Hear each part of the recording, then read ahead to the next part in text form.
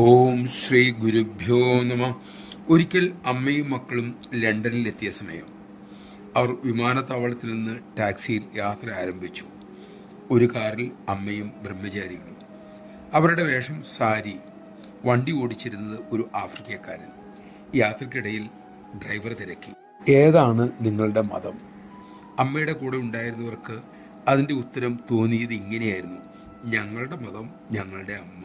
പക്ഷെ അവർ പറഞ്ഞില്ല. ഒരു വിദേശ ബ്രഹ്മചാരിണി പറഞ്ഞു, ഞങ്ങളുടെ മതം ലോകത്തോടുള്ള സ്നേഹവും കാരുണ്യവുമാണ്. ഡ്രൈവർക്ക് അത് കേട്ടിട്ട് തൃപ്തിയായില്ല. ഒടുവിൽ അവർ പറഞ്ഞു, ഹിന്ദുമതം. അതോടെ അയാൾക്ക് തൃപ്തിയായി. പക്ഷെ അടുത്ത ചോദ്യം വന്നു, മരണശേഷം എന്താണ് സംഭവിക്കുക?